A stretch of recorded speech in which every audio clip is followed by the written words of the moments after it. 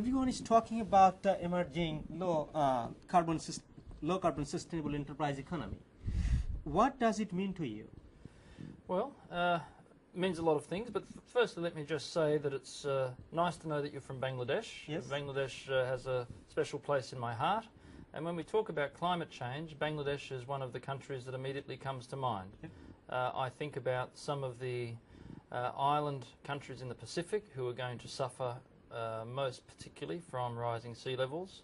I also think of the Maldives, and I also think of the coastal parts of Bangladesh, which some scientists will tell you are already suffering from rising levels in the sea and also changed weather patterns. So it affects all of us in different ways. So it affects me as a citizen of the world.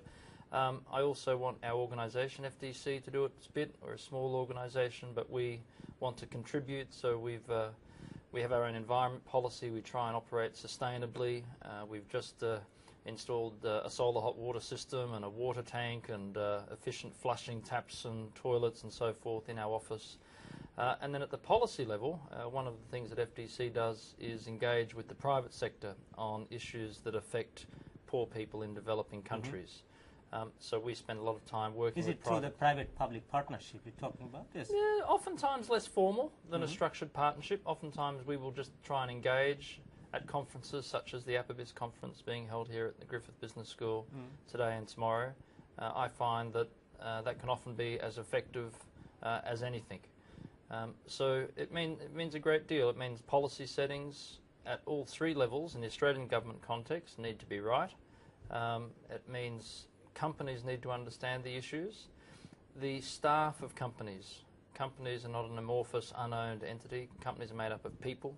The staff of companies need to understand and own these issues and be skilled and have capacity and a mandate to do something positive about these issues. So, in the higher level, the challenge is for what is the business value in businesses caring about this? Why should businesses care about a low-carbon economy? So I think the prospect of future taxation on carbon emissions, even if there is no taxation, actually just threatening to impose a tax actually I think has a profound effect, or some other type of system such as a trading scheme or what have you. From your perspective, what are the most important issues in making progress towards this new economy?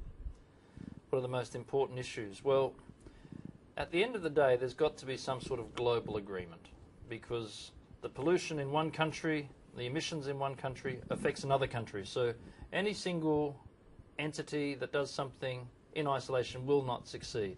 So you've got to have India and China and the US involved, and they've got to be doing constructive things. At the moment, we know that particulate pollution is growing, especially in India and China, at unimaginable rates. Cities are becoming virtually unlivable, particularly in China. So without the big countries coming on board and agreeing to do things in step with one another so that they're not out-competing each other and one country losing more jobs than another as the structural changes happen, everyone's going to win. There has to be ultimately an acceptance and a buy-in and a belief and a leap of faith, in a sense, from the leaders of those major countries. Ultimately, it's an issue of leadership. They need to cast their minds forward 50 years. How will the world think of them and the decisions they've made? That, I think, is a useful paradigm for them to place themselves in ahead of Copenhagen and all the other meetings and so on that will follow. Given what we know about politics, economics and technology today, what one thing would you like to see happen immediately? Well, I'd like to see countries band together investing in new technologies. The Australian government's doing one thing, I think it's very impressive, on carbon capture and storage, trying to lead the way on one initiative. I can't help but think that greater international and internationally funded public funding into new technologies is a good practical manifestation of international collaboration. So, for example, tidal power. Very expensive to get through the commercialisation phase. How can sovereign funds from a country, or if they want to band together, contribute to that? Yes, make sure that the engineers, the scientists, the private equity people behind it get a sufficient dividend, but also they need to better calculate, I think, the social benefits that will come from successful investments in those areas. So I think that would be investment in new technology at an international collaborative level, I think would be a practical thing to do. Craig, if you could ban one piece of equipment or one activity, what would it be? Thinking about this new economy. One piece of equipment, yeah, it's a very difficult question, isn't it? Well, you've got to imagine that coal-fired power stations aren't very good, but they produce electricity that lots of other pieces of equipment use. I'm conscious of the programs that a number of countries run about keeping ageing cars off the roads. There's a number of reasons behind that: safety, selling more cars, but also constantly keeping increasingly efficient, fuel-efficient cars on the road. So rather than maybe banning one piece of equipment, maybe something to look at is making sure that ageing equipment that's used in manufacturing processes or power generation is more effectively and perhaps more rapidly aged out, and maybe depreciation adjustments from tax offices and so on can help create incentives for that to happen. Craig, can you tell us about one learning experience that has developed you or your organization? Our staff want to contribute to our organisation. They want our organisation to positively contribute to a response to address climate change. That's something that's really struck me, and we've sought to be as responsive as we can. That's in an internal way. Externally, a few years ago, 2.5 years ago, we started to think about what we could do as an organisation at a project level to make a difference. We hitherto hadn't really done anything that worked in relation to the environmental issues. But we looked at the issue of energy access and energy poverty.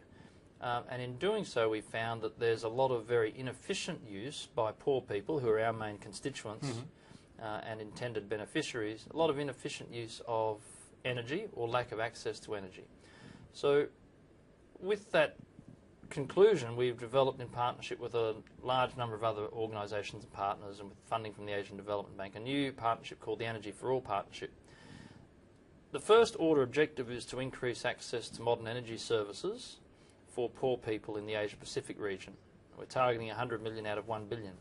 But as we're going about this, we're finding that quite possibly one of the greatest impacts that we will achieve, very difficult in our current budget to measure this, but the idea has not escaped us, is the carbon emission reductions that we're going to make in the process as people change cooking fuels from things that are very inefficient, highly carbon intensive, to things that are cleaner and more renewable, and similarly for lighting and for heating.